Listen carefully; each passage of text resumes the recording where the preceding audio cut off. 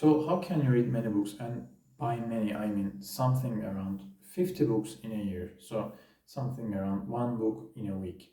So in order to read books, you have to wish it. And by that, you have to sit or you have to have your earpods with you and listen to the books. In order to do that, because you will get bored at the start, in order to do that, you have to force yourself to finish the books.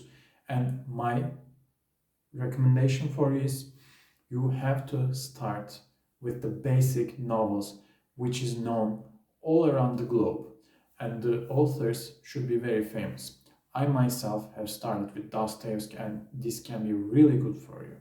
So Dostoevsky, I've started with Crime and Punishment, and by reading Crime and Punishment, I have witnessed the psychology of a killer.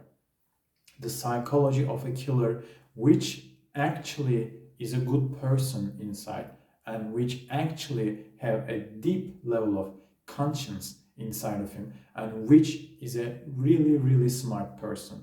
So the main character, Raskolnikov, in the Crime and Punishment, had all these qualities in him, but he murdered a person, and this actually changes your mind when you are judging him. So he seems nice, he seems clever, he seems to be in a deep psychological level, but he murders someone.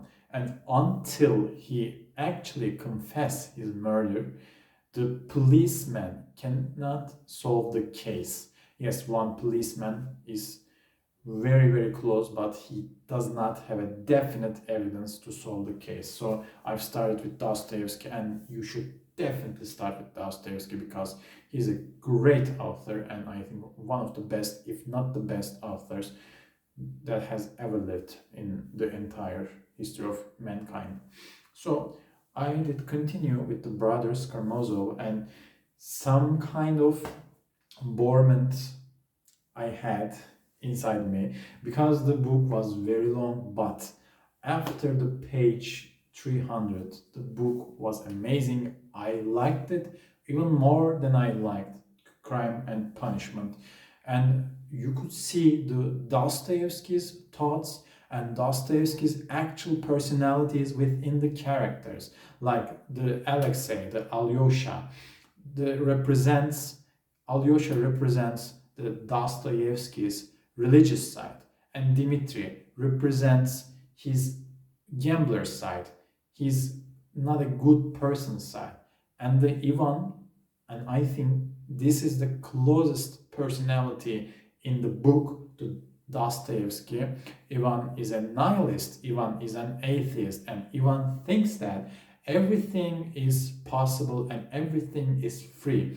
So this actual thought makes someone murder Ivan's father, Ivan, Alexei, and Alyosha's father. And this kind of psychological evaluation, which Dostoevsky represents and provides to you, is something beyond anyone could ever recognize. And I definitely recommend that to you because it will have a deep level of psychological evaluation in the book, and you will definitely gain some kind of insight from the book. Definitely go for it, Dostoevsky.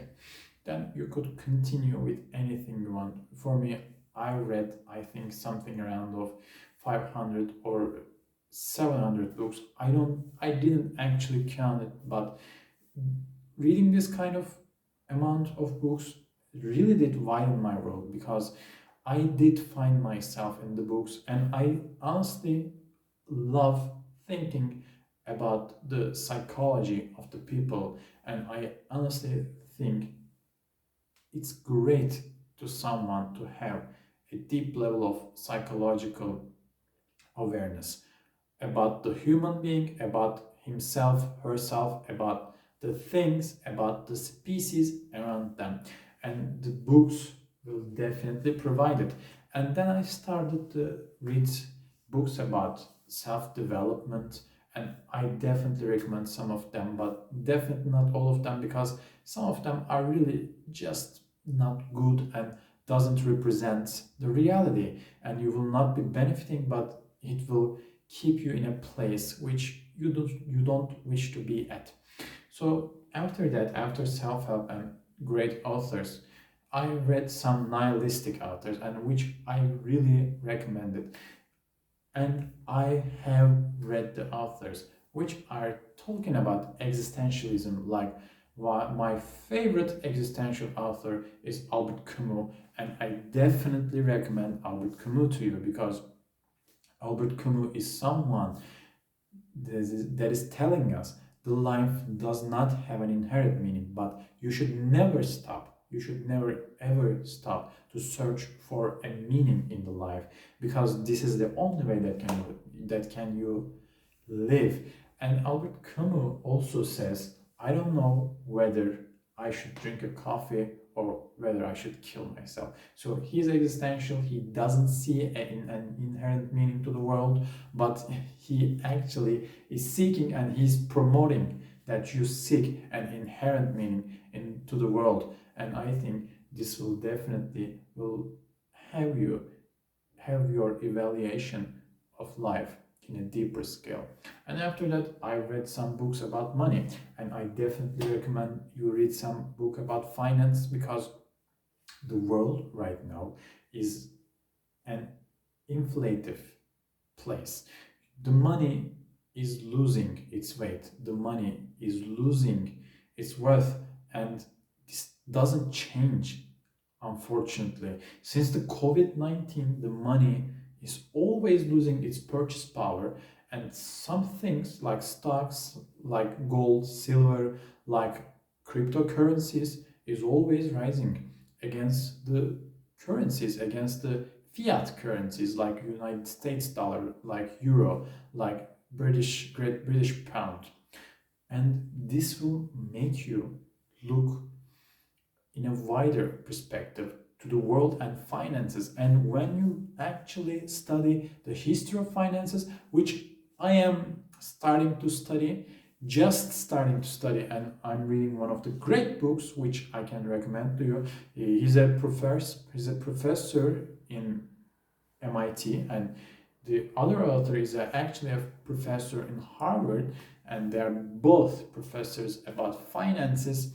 And the author is Daron Acemoglu, and I think he's a great author. And I've started reading about his book. I think he only has two books, and I'm reading the book he has published in 2014, and it's great. I definitely recommend it, and it will definitely give you an idea about the financial history because there's a one word, there's a one sentence I really like to hear and I really like to tell.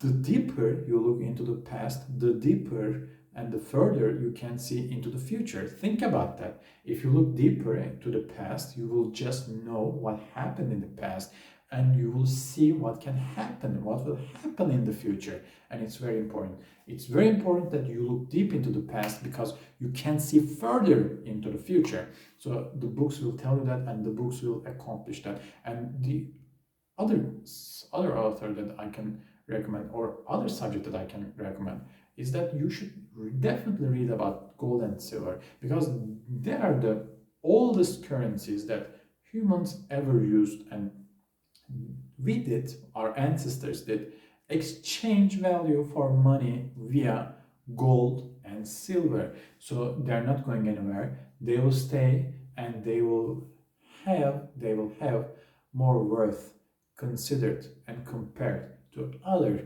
fiat currencies. And they are the money, they are the real actual money which has an inherent value. And a paper doesn't have an inherent value, but the gold and silver does. The gold and silver does have an inherent value. So I definitely can recommend you that you should read books about gold and silver, finances, and cryptocurrencies. I don't know many books about cryptocurrencies, but I do know some blogs, and I do know some uh, economists talking about the cryptocurrencies. It's not a subject that I am very, very knowledgeable about, but I definitely can recommend it. But because you saw how much money you could have made when the market, the cryptocurrency market, was bullish. You could you could even have double, triple, or power 10 times, 500 times of the money you have entered to the market. And that's insane. That's actually insane. And it's unobtainable, that kind amount of money, unobtainable to obtain in 1 year or less.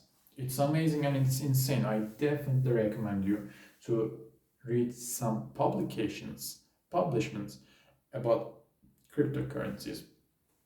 And the books, in a wide scale, will make you a better person. When you're knowledgeable, you'll understand other people's suffering.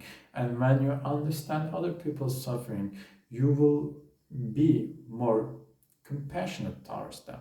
When you're compassionate, the world gets better. When you understand, when you acknowledge the people suffering, the world becomes better. And I definitely recommend you read lots of books and read something real and start somewhere in order to make your life better. This is a hard time we are going through, but the books and evolvement and evolution of the man can make it easier. I'll get to see you in the next video. Take care and goodbye.